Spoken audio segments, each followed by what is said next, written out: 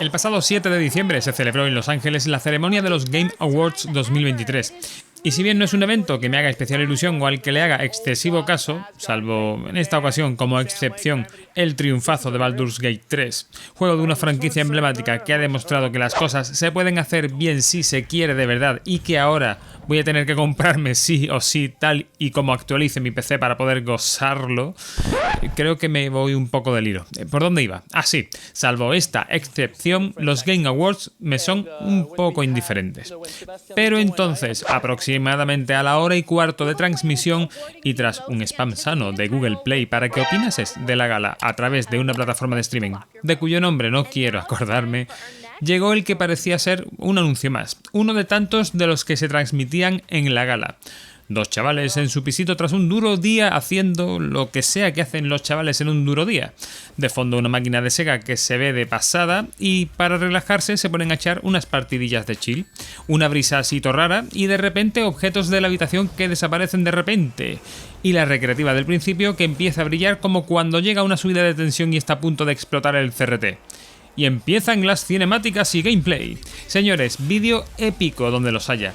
5 clasicazos de Sega, 5 juegardos pertenecientes a sagas emblemáticas de la compañía que verán la luz en las nuevas generaciones. Hablamos de los títulos Jet Set Radio, Crazy Taxi, Shinobi, Golden Axe y, madre mía, Streets of Rage. Vamos a ver juego por juego los que fueron estos juegos en su tiempo y cómo les puede sentar el cambio generacional. Ante todo decir que lo que voy a opinar es de los pocos segundos de gameplay que se han podido extraer en fase muy temprana de desarrollo, además de que le añado mi opinión subjetiva, por lo que el resultado final puede cambiar bastante. En primer lugar tendremos Jet Set Radio, título que salió para Dreamcast en el año 2000 y que combina de manera magistral patinadores acrobáticos y grafitis, con una música muy pegadiza y con un ritmo frenético.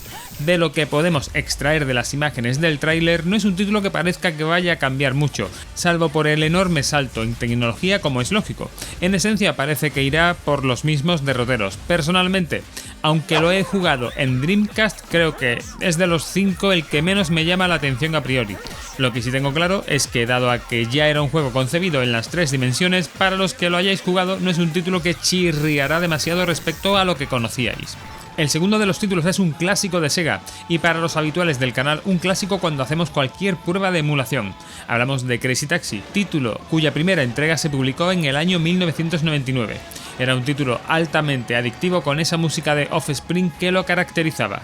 Desconozco si este remake traerá la misma música, aunque lo veo complicado sinceramente, y en esencia tiene una estética muy similar, aunque parece incorporar nuevos elementos como persecuciones policiales o carreras con otros coches. ¿Multijugador? Es posible. En lo personal, el único elemento que me chirría un poco son los efectos de las ruedas, aunque los tiempos cambian y habrá que adaptarse. En todo caso, estaremos muy atentos a su salida. Al igual que pasaba con Jet Set Radio, estéticamente es bastante similar al Crazy Taxi original, por lo que de nuevo entiendo que, al menos en lo estético, será asimilable para los que hayan conocido el título original. Y saltamos 20 años atrás en el tiempo con un clásico que salió en arcades y en las consolas de Sega, Shinobi, cuya versión de arcades salió en el año 1987 y que por las fechas en las que salió evidentemente era un título en 2D, un juego de acción con scroll horizontal. En lo que hemos podido sacar del tráiler vemos que se conserva el scroll horizontal, pero unos gráficos renovados con estética cómic, además de, como es lógico, nuevas mecánicas como escalar.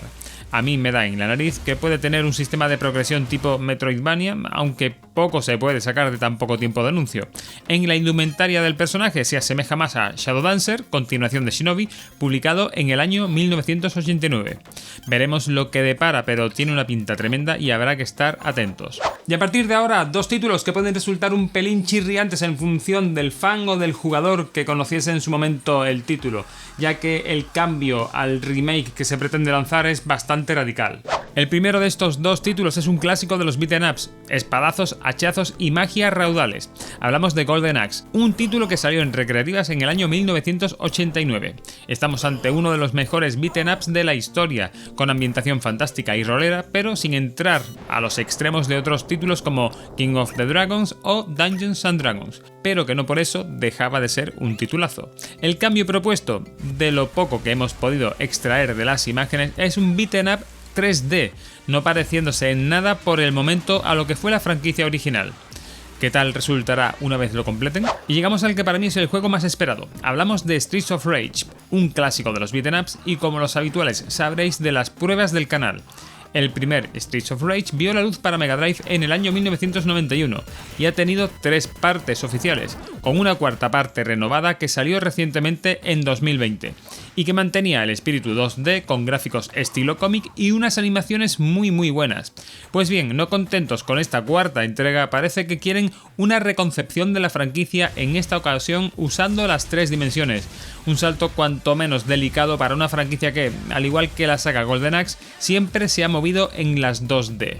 Está claro que la nostalgia toca la patata y acabaremos probando, pero ¿qué tal resultará el invento? Conclusiones, pues habrá que estar pendientes. Ya digo que estamos en una fase muy temprana de desarrollo y el gameplay, pues el anuncio que se ha emitido apenas deja ver algunos pequeños segundos de los cuales poder sacar conclusiones y habrá que analizar si cada título cuajará con su remake, cada uno en su estilo propio. De todas maneras, la segunda pregunta que se me plantea y que me da cierta incertidumbre es ¿cuándo saldrán estos títulos?